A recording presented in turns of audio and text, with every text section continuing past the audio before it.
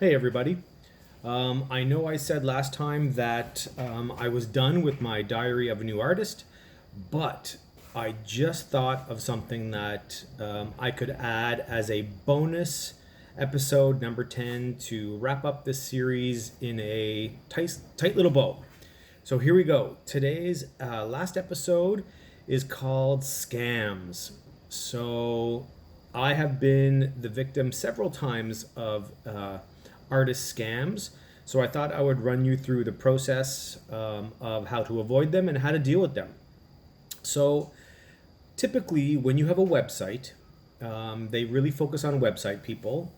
You will get an email from someone that will say something along the lines of, I came across your website and I love your paintings and I would like to buy two or more pieces. So they'll say, like, it's never one, it's always two or more. So they try to entice you with two or more. And they'll say things like, please let me know what you have available. So, right there, that's a red flag to say, if you've been to my website, you should know what's available. You shouldn't have to ask me what's available or my prices as they are listed on my site. So that should be your first red flag is, can you let me know what you have available for me? Because I want two or three pieces. The second thing that is almost always there in every email attempt to scam is a story about a birthday present, an anniversary gift, something along that lines where the person, either a man or a woman, will give you this sob story about, oh, I'm looking to get my wife an anniversary present. It's our 20th anniversary and she loves art and I'm going to surprise her. It's a story like that. Whereas normally someone who wants to buy something doesn't really get into that kind of detail of why they're buying art. But in these cases, 99% of the time, they give you some kind of story about it's a gift for someone. Then they say, when you responded to them and say, okay, like, I have these pieces available, check out my website, they'll be like, great, I love it. Set me up, I'll take three pieces. And then the other red flag drops where they say, I'm out of the country and I can't pay via e-transfer. So will you take a credit card, a certified check, or a banknote? They sometimes go for a banknote. Just, it's a method of payment that you're not used to seeing. So, of course, you will most likely respond and say, I can take a credit card or an e-transfer is preferable. And then suddenly their story changes. Oh, I lost my credit card. Or my credit card only works when I'm in the States or wherever. And one thing I forgot to mention is they are almost always an international person. It's never someone in your neighborhood. It's always like, oh, I'm currently in Scandinavia or I'm visiting Australia. They're never here. It's never local. And then one of the final red flags is they say things like, don't worry about shipping. I have my own shipping company and they will come to your home and pick up the paintings, no problem. So you don't have to send or you don't have to ship them to me. You can save money. You don't have to ship them. So that is also a huge red flag. The whole time you're dealing with them, you notice that they get into a argumentative tone. So although you're trying to be, very nice in customer service, they're starting to kind of like fight back on everything you say. So if you say, I only take this, e-transfers, or they'll be like, yeah, well, you're being unreasonable. I'm about to spend $2,000 with you and, you should accept my credit card. Things like that. So as the story goes on, like, red flags are being dropped. So just remember that that's happening. So I'll tell you the story that happened to me, and I'll tell you how I dealt with it. But it took me one whole time. I almost got hit with this. It was about 2 years ago, and I got an email, and it was perfect. It was this man. He was buying an anniversary present for his wife. He wanted three pieces. They were my most expensive pieces, so I was very excited. And he said, I want to pay by a certified check. So certified checks are like cash. They're very acceptable. It's a known form of payment. So I said no problem.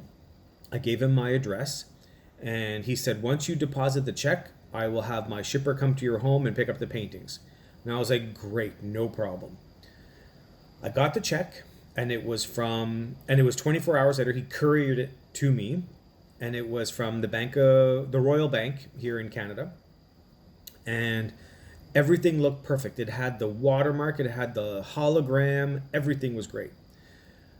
But there was just something about this whole situation that just didn't feel right. It gave me the shivers. So I went to the bank, that bank, not my bank, that bank, the Royal Bank. And I asked to talk to the manager, and I was very clear. I said, listen, I'm an artist. I'm not depositing this check. I'm not trying to scam you, but I would like to know if this is legitimate. So she was like, great, no problem. So she keyed in the number and all that. And although the certified check was legitimate, it did come from a bank. That bank no longer existed. So the location that was on that certified check had been closed. But somehow people got a hold of the paper of those checks so that they can throw it into a computer and print out all the information. So she said that this is pretty legit. It was very interesting. So she said to me, if I had deposited it, it would have gone through. Like my bank would have deposited the $2,000, $3,000 into my banking account.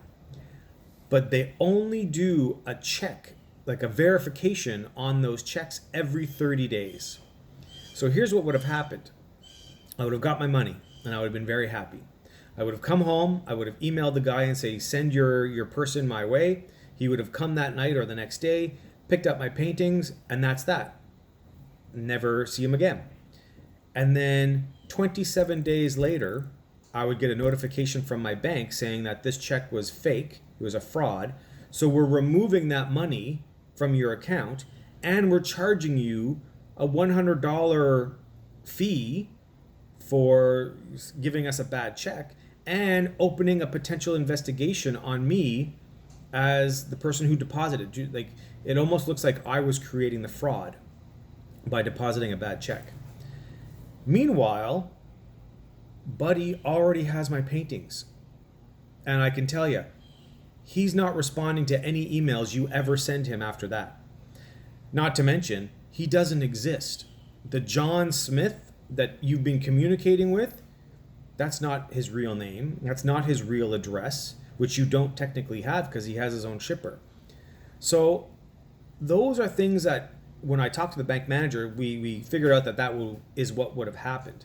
Thankfully, I did not fall for that. And I emailed the person back with a pretty nasty email saying, like, this is really crappy for you to do and you're messing with people's livelihoods and stealing money from them. No response, of course. But since then, I've received about 5 of these, probably about 2 a year, 2.5, maybe 3 a year, where people are trying to do this. And it's always like a man or a woman, anniversary present, birthday present, whatever it may be. So now what I do is I have an email draft in my email that whenever I get an email like this, I just send it to them. And I said, before we move forward, just letting you know, I accept e-transfers and certified checks with a 30-day warning or a 30-day holding period on your check. And shipping will only be done via me and my company, and only after the check is cleared after 30 days. On top of that, if you want to pay by a credit card, credit cards will be verified with the credit card company. You can call the credit card company and give them the name and number on the card. They will tell you if that card has been stolen or as if it is legitimate. I don't recommend credit cards because they can always contest the charge and have it reversed, and then you're out of a painting. So e-transfers is really the way to go, or PayPal, especially for international purchases. And your own shipping, always your own shipping. So with those things in a draft email, when I send to them, I never hear back, not once. Out of the people that I've dealt with over the last 2 years, I never hear back from them. So 1 minute they're all about buying a painting, and then the next minute when you tell them, here are my conditions, that's it, that's all. Now, that's not to say that you're not going to hear back from these people with another name from a different email the next month. More than likely you will. It happens regularly. So try not to get caught up in these. I know your ego gets stroked when you get an email saying like, oh, I want to buy 3 paintings, but realize that it's more than likely a scam.